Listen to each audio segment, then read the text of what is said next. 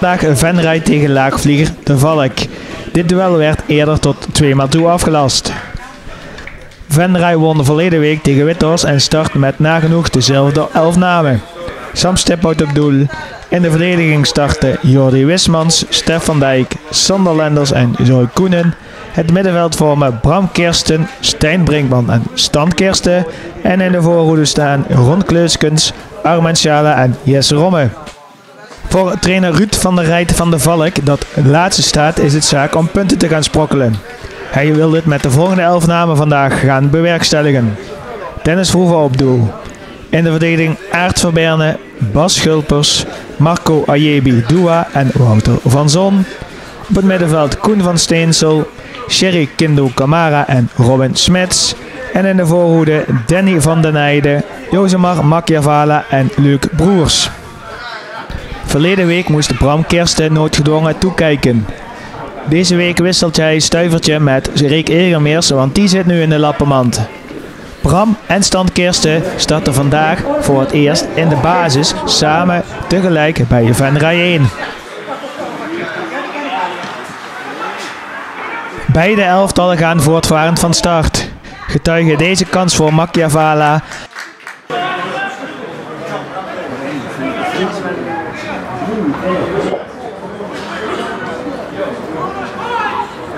En vervolgens, nadat Stan Kirsten goed bezig is in de 16, op de huid wordt gezeten door Doua. Maar Ron Kleuskens kan aanspelen. Deze schiet de bal vervolgens op de kruising.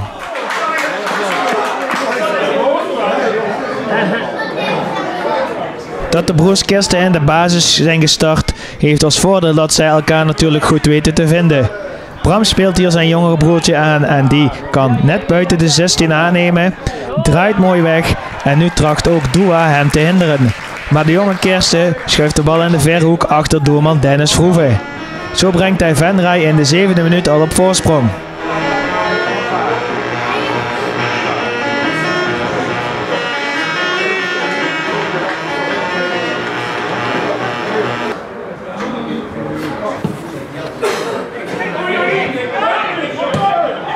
Venray probeert door te drukken en de score op te voeren. Eerst is het Brinkman met een inzet van zijn linkervoet die net langs de paal gaat.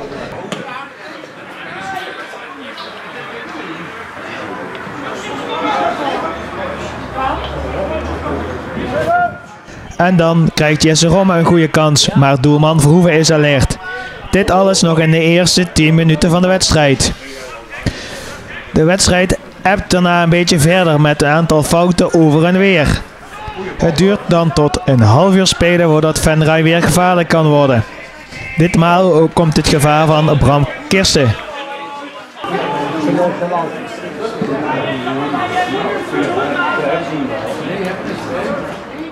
Ongeveer 5 minuten voor het rustsignaal is het dan weer De Valk wat gevaarlijk kan zijn. Kamara met een aanval over rechts, Machiavala met de voorzet en aanvoerder Luc Broers komt er net niet aan door toedoen van de oplettende Wismans.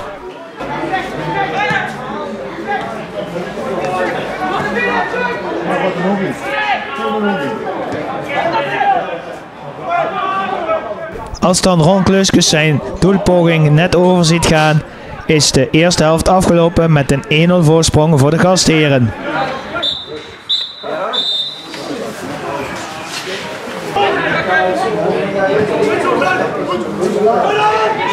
Ook in de tweede helft is de beginfase voor Venray. Bram Vievermans wordt diep gestuurd door Stijn Brinkman. Oog in oog met doelman Verhoeven weet hij deze kans echter niet om te zetten in een treffer. Een hoekschop van Jesse Romme. Aanvoerder Stijn Brinkman met de kopbal. De doelman van De Valk weet deze te keren. Maar dan breekt er een fase aan waarin de Venray wat slordiger speelt en De Valk wat meer in het spel kan komen. De bal komt bij Venray in de achterhoede terecht. Stef van Dijk met een moeizame terugspeelbal. Sam Stiphout kan er niet zoveel mee en wat volgt is dat hij tegen de spits aanschiet. En Machiavala ziet dat de bal via zijn voet in het doel terechtkomt. 52 minuten spelen is de stand gelijk en is de wedstrijd weer volledig open. De stand 1-1 door het doelpunt van Josemar Machiavala. Het lijkt hier een overtreding op Bram Wievermans, maar arbiter Bezemer laat in ieder geval doorspelen. Koen van Steensel van de Valk speelt de bal diep en Sam Stiphout is uit zijn doel gekomen. Spits Machiavala omspeelt hem simpel en kan zo eenvoudig de Valk naar een 1-2 voorsprong brengen. Goeiedag, dag.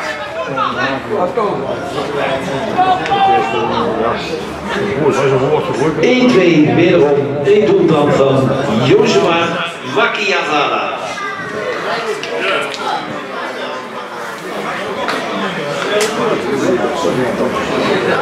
Wievermans weet een voorzet te geven op Schala. De kans is mogelijk moeilijker dan het lijkt en hij werkt de bal tegen het vangnet. Linksback Koenen met een inworp voor Venray. De Valk dwingt volgens de gastheren achteruit. Sunderlanders met een terugspeelbal op Stiphout. De doelman neemt de bal aan en vervolgens maait hij over de bal heen als hij hem weg wil trappen. Sherry Kindokamara van de Valk kan met nog 20 minuten op de klok zo eenvoudig de bezoekers op een 1-3 voorsprong zetten. Een vervelend moment voor doelman Sam Stiphout en de gehele Venrayse equipe.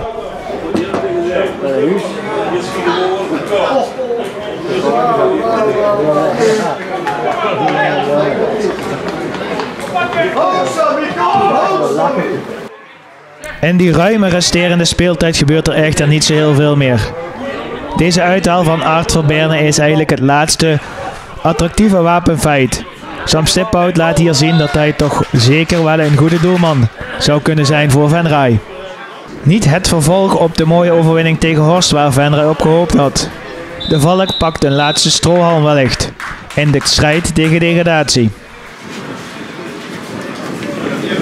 Iedereen hartelijk bedankt voor uw komst. En tot over 2 weken de huiswedstrijd. Frans Koenen, ik denk een teleurgestelde trainer vandaag na de 1-3 tegen de Valk. Teleurgesteld, zeer zeker. Alhoewel je weet altijd wedstrijden tegen de onderste, tussen aanhalingstekens, zijn altijd moeilijke wedstrijden. Het had niet gehoeven, vind ik, persoonlijk.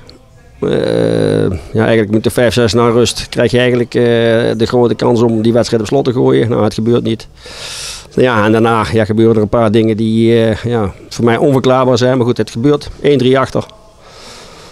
En dan is de wedstrijd in mijn ogen eigenlijk nog niet gelopen. Maar wat we daarna laten zien, dat raakt, is beneden elk pijl. We hebben het vandaag het geluk gehad dat inderdaad een paar goals wij gewoon cadeau kregen. Ja, zo simpel is het nou eenmaal. Maar goed, je kunt ook afwachten en blijven staan. Dan gebeurt er niks. En daar wil ik eigenlijk zeggen, dan kijk ik even naar mijn eigen ploegje. Dan zijn we wel blijven gaan met z'n allen en zijn we gewoon overal op door blijven lopen. En dan hebben we daarin, dus op die manier, zijn we natuurlijk, maar is het altijd een spel dat de tegenstander fout maakt. Maar ik kijk naar mijn eigen ploegje en dan vind ik dat wij gewoon een goede prestatie geleverd hebben vandaag. Kijk, vorige week was het top en vandaag was het dan misschien wel minder met 1 of 2. Maar het geldt gewoon het gehele team. Na die 1-3 hebben we gewoon als compleet team gewoon gefaald. Maar wat is het doel nog dit seizoen? Ja goed, het grote doel was eigenlijk vandaag gewoon zorgen dat je punten haalt. En dan volgende week dan moet je naar de kop lopen. En tegen dat soort tegenstanders ben ik eigenlijk nooit bang, want dan speel je altijd goed. Alleen je laat het vandaag gewoon compleet liggen. En wat je laat liggen, dat ga je dadelijk aan het einde van het seizoen gewoon tekort komen. Kijk, bovenin, daar hoef je niet naar te kijken. Maar misschien dat er op een gegeven moment nog een keer qua ranglijst een periodetitel doorschuift en dat soort dingen. Ja, moet je gewoon ergens bij de eerste 5, eerste 4 komen.